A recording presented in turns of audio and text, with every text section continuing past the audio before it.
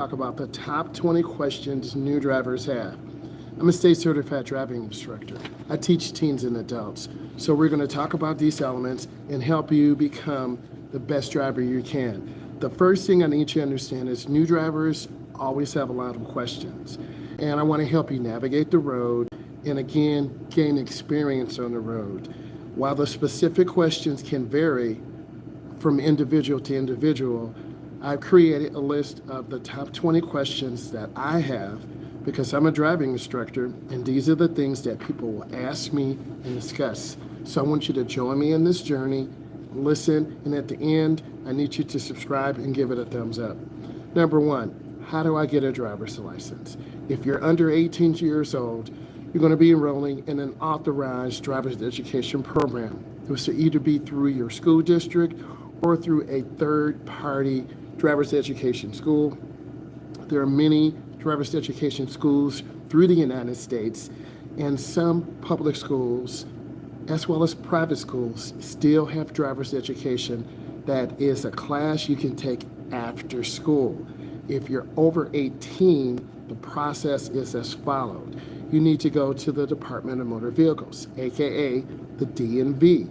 You need to take a test. It's usually 21 to 24 questions. The test may cost $15 to $18 to $22. You take an eye test. You pass the test. Then you're going to be issued a TIP. A TIP is a temporary instruction permit. There you can practice with someone over 21 years old. You're going to learn how to park. You're going to learn how to make right and left turns. You're going to learn how to drive on the major thoroughfares. You will learn how to merge on the expressway. You will learn how to drive in busy downtown traffic. So it's extremely important the person you're working with is a good driver. The next one, what type of insurance do I need and how does it work? Typically, if you're under 24 years old, you're going to pay a little bit of a higher price for insurance because people under 24 years old tend to have more accidents, they have more driving violations, and they tend to drive more miles than drivers who are in their late 20s. The Insurance Institute has done research on this topic, and they've come up with some elements to help you understand. If you have, let's say, a 2023 Scat Pack, those vehicles are stolen multiple times, and the insurance is very high on those type of vehicles. If you have a 2023 Scat Pack and you live out maybe in the country, a rural area, there are less people out there, less chance to get your vehicle stolen, and you will have lower insurance. That's one example. Another example could be you have a 2010 Charger and it has over 75,000 miles. It's over 13 years old.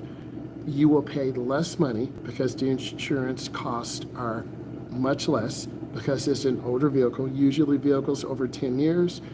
The parts are more readily available to find, and that vehicle may not be subject to being stolen. So you need to do your research, and typically most of you will be driving the second or third car in the family.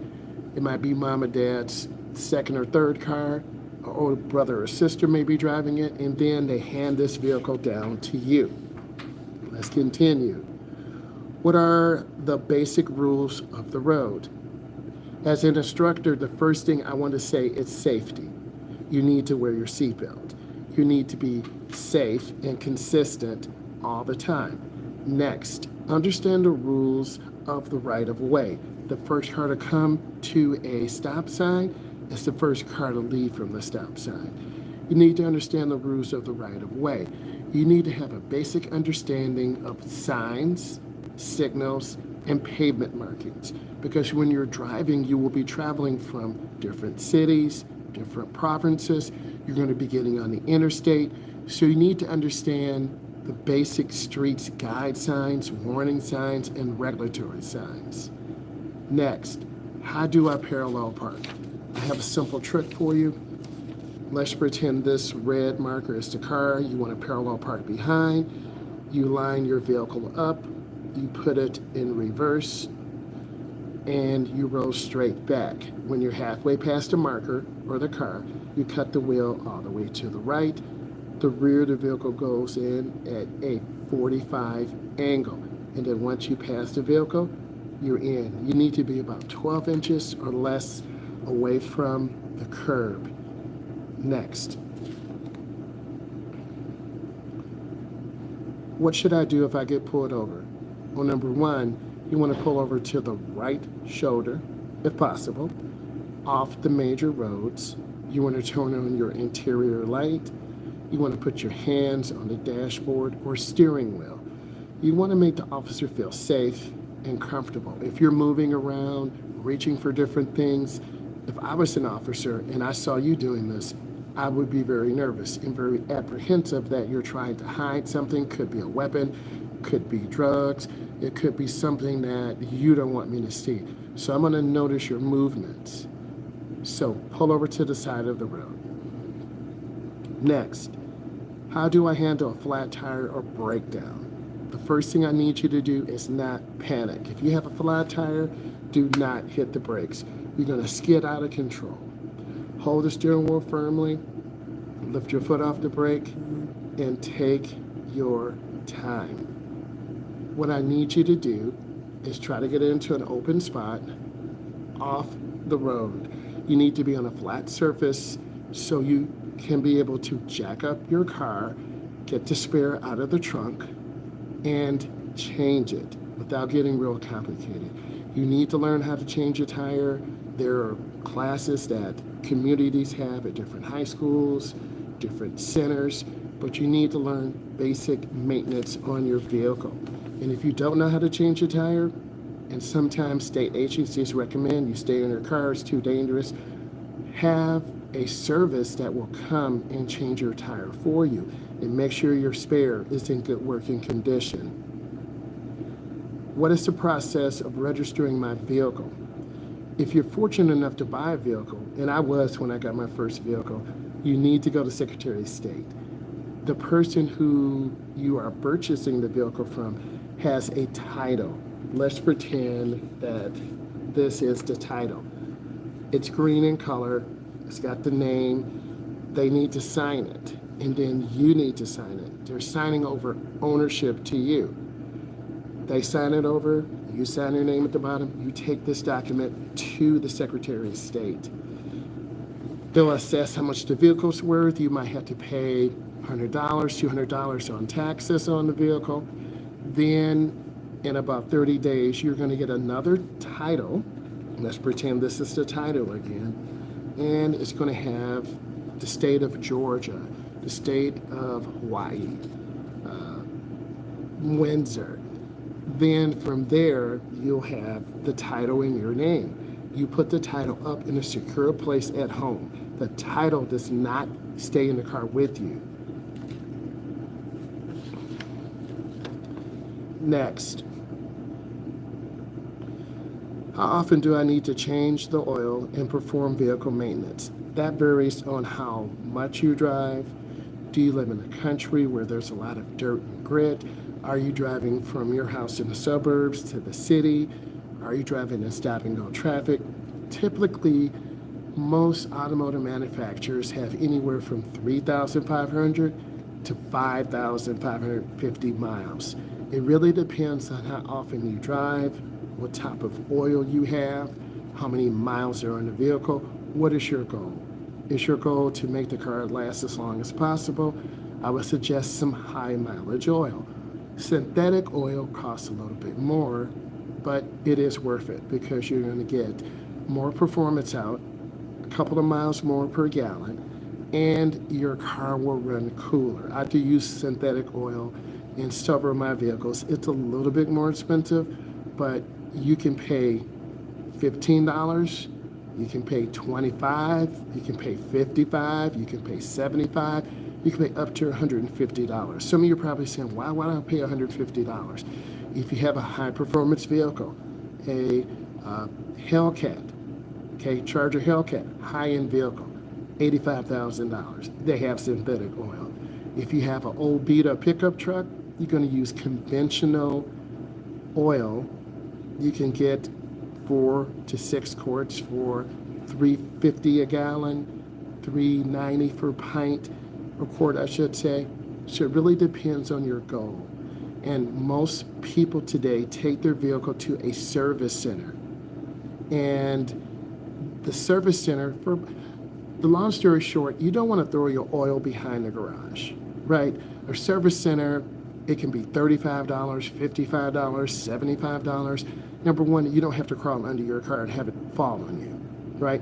You can pick the type of oil you think is best for your vehicle. Remember, these oil change places are trying to upsell you, and they may say, hey, you need this synthetic high-performance oil. Well, how much is it? The oil change is $150. Whoa, okay?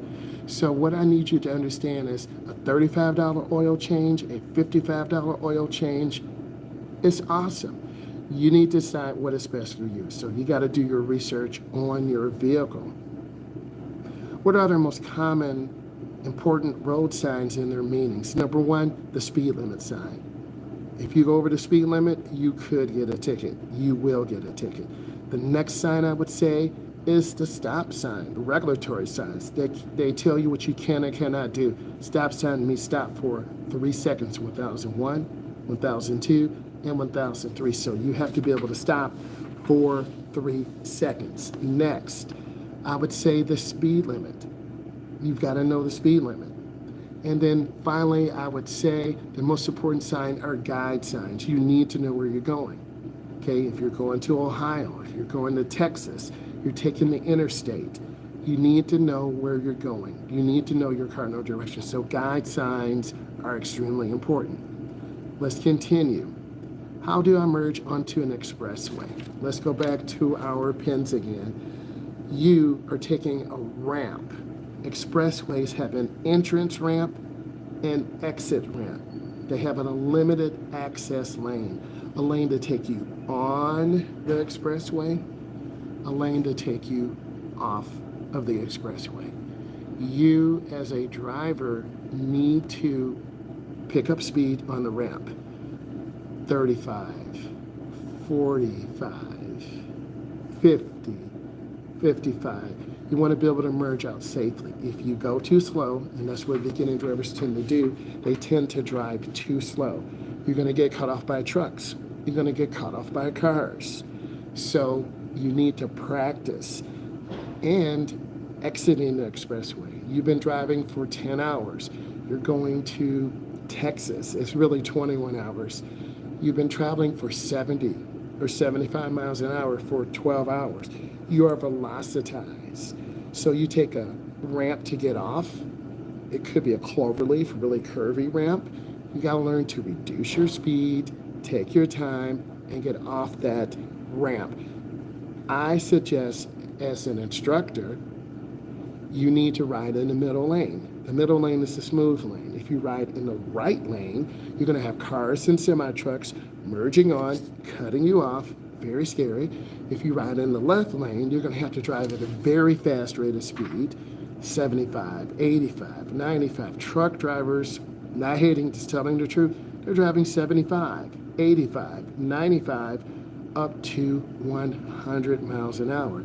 I have to tell you a story. My good friend and I were going down to Florida, to Moroso Motorsport Park. We picked up a Gen 1 Camaro. Was all set up for the drag strip. We were traveling, and the semi-truck drivers were driving 95. I'll say it again, 95. I had never seen trucks move that fast. It wasn't 1 or 2, it was 25, 25. So what does this mean? People don't play, and they drive. So you need to stay in the middle lane or the right lane. Don't get to the left lane unless you want to go at a higher speed. Let's continue. What is defensive driving and why is it important? If you look at my content, and you should be looking at my content, you should have already subscribed. You're going to give it a thumbs up. You're going to leave questions. You're going to email me. We can go into a session. You need to be aware that people don't stop at stop signs. You need to be aware that people speed through neighborhoods. 2 to 5 p.m. is the most dangerous time for young drivers. Why? They're getting out of high school. 5:30 to about 7, it's rush hour across North America. I'm in North America. You have to be a defensive driver. If you can't maintain 65 or 70 miles an hour, get over to the right lane. Defensive driving will save your life. I'll say it again. Defensive driving will save your life. You always have to be aware to stay out of trucks' blind spots. You always have to be aware when you're in a neighborhood. You see school buses. Kids are excited. They're not thinking about you. They're thinking about mama and daddy. Mama and daddy, I drew a dog. DOG. Cover your brake. They'll run out between cars. Be that defensive driver and expect random things to pop up and pop out. You're backing out of the school. Someone walked behind you. Be that defensive driver. And when you look at my content, I speak from a defensive driving standpoint because I want you to develop your skills to be a safe driver and to be a defensive driver.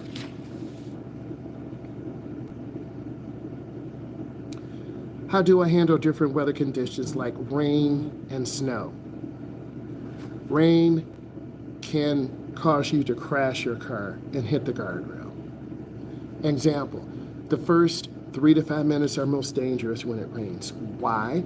The oil and gas and diesel fluid and grit and dirt are mixing on the road like a real slippery paste. After about 10 minutes, all that washes off. Anytime there's rain or snow or adverse weather, you need to have your headlights on. You need to reduce your speed. Many provinces and states across North America and around the world have something called the basic speed law. You must drive at a speed that is safe. What does this mean? If the speed limit is 70 and there are 5 inches of snow on the road and there's ice, you can't drive at 70. You need to drive at 60. You need to drive at 55. You need to drive at 45 because you are reckless and you could crash into someone. I've seen videos, I have videos like that on my channel, so you have to take a look at those. Fog and rain or atmospheric conditions, you're saying, I need to have my headlights on and bright. That's not the case. Fog particles will reflect off of those high beams and throw the light back into your face. If it's too dangerous to drive because of rain, sleet, snow, pull over to the side. Wait a half an hour. Always have a half a tank of gas at least. Have your phone charged up to let your mom and dad know, your friends know, hey, I'm going to be about an hour late because a semi truck has flipped over, jackknife. Hey, the trip is taking longer than I thought. I thought I would be home in 45 minutes. I'm going to be home in another 25 minutes. Don't speed to get home because it might be your last drive. What's the right way to use your headlights and signals? You want to turn your turn signal 100 feet or half a city block. This lets drivers know behind you. Let's use these 2 pins. Let's pretend this is a car. They're going to be turning right. This car is going to be going straight. If you turn on your blinker too late, I just hit you. If you turn on your blinker too early, I'm confused. Where are you turning? Are you turning in McDonald's? Are you turning in Wendy's? Are you turning in the school parking lot? So you'll learn timing. Good instructors will teach you that, show you that. I show you that on my channel. So that's another reason for you to subscribe and like if it's bringing you value, because I'm passionate about driver's education. It's been a big part of my life. I have thousands and thousands of teens and adults who are driving without accidents, without tickets. Let's continue.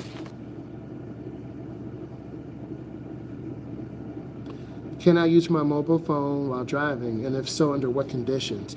If you fear for your health and safety, you can use your phone. Most states have a hands-free rule and law now that you cannot drive and operate your phone. So you need to check at your local law enforcement because the tickets are harsh, $150 to $250, and the second fine is even more money. So you need to be careful if and when you're on your phone. Your main focus should be driving. What do I do when I'm involved in an accident? Number one, you want to make sure that you are okay and make sure the other person is okay. Next, try to get your vehicles off to the side of the road. Third, you need to take a video, take pictures of your damage, their damage, take a picture of their license plate. You need to exchange driver's license information, insurance information, telephone numbers, because you will have to file a police report if you intend on getting your vehicle fixed and taken to a shop. Most insurance companies require 1, 2, 3 estimates. What does this mean? You need to take your car to 3 different repair places. The insurance company may pick the lowest one, they may pick the highest one, or they may pick it in the middle. Or in some cases, if your car is drivable, you might have to take it into their own claim center, and I'm going to pretend I'm a claim agent. Hi, Mr. Green. Hi, Mr. Blue. They're going to have all the information on your car, and they're going to look at the damage. Okay, you're going to need a new fender. That's $275. You're going to need the fender painted in a clear coat. That's $650. You're saying paint, clear coat? Because you want your fender to match your car. Your front axle is bent. That's going to be $175. Your tie rod is broken. A new tie rod costs $85. You're going to have your car front end aligned. That's another $150. So after they assess all of these things, they're going to give you an estimate. And it's your job to get the estimate as close as possible.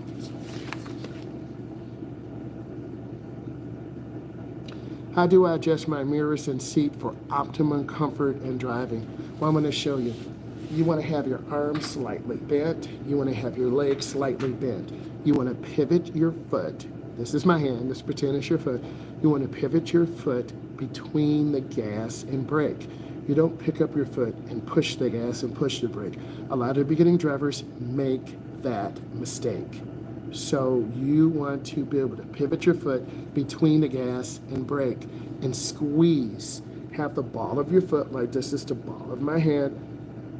This is the brake pedal. You want to use the ball of your foot. And also, some beginning drivers have their foot just barely on the pedal. You won't stop.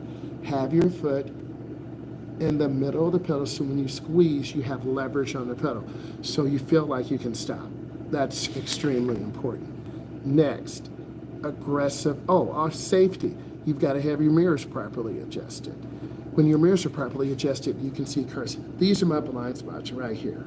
Okay, when I have mirrors, I can see a little bit of the blind spot, but if I'm making a lane change to the left, center mirror, side mirror, I look over my shoulder. If it's clear, then I make the lane change. If I'm making a lane change to the right, mirror, check your mirrors, turn signal, blind spot. Then you get over to the next lane, and then you cancel your blinker. A lot of beginning drivers are very hesitant in checking their blind spots. And if you don't check your blind spot, you're going to cut off a car and be in a side swipe accident. The police will come, you will be at fault, because a lot of people have dash cams and they're watching. What is the best way to deal with road rage and aggressive drivers?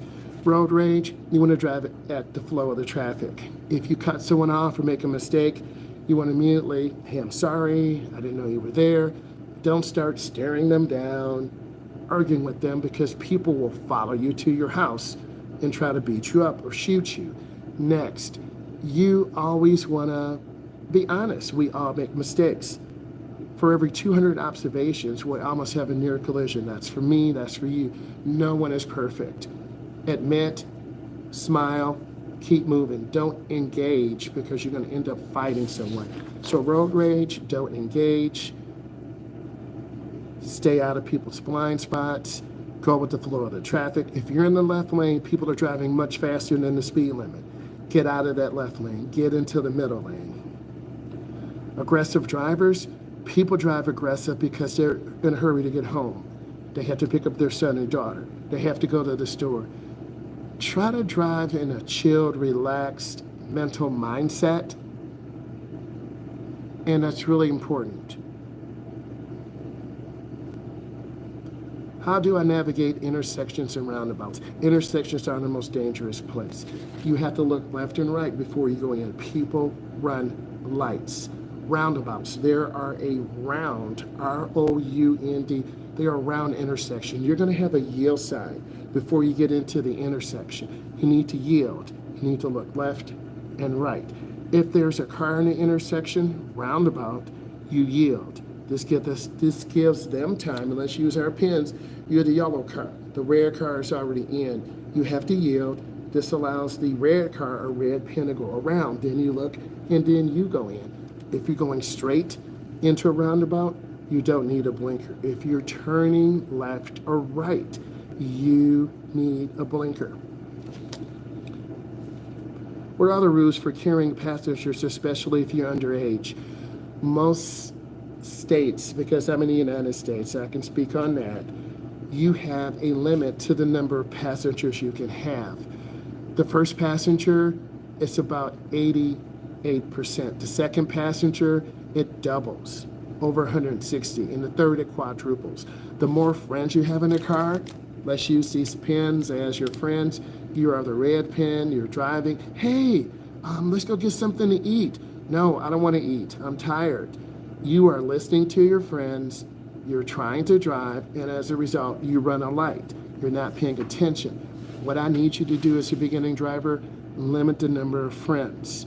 Unless you're going to or from work or going to or from a sporting event. Again, you need to check your local DMV rules so you don't get a ticket. What is the process for renewing my driver's license, and how do I do it? Example, I need to renew my license by December. I can do it by mail. I can do it online. I can go into the DMV. I don't have to wait in line, and I can get my license renewed. If I wait until after my license expires, I could risk getting a ticket. So you can go online, you can go in person, or you can do it there through a pay machine. Remember that specific driving rules or regulations may vary from country to state or county to state. I talked about that.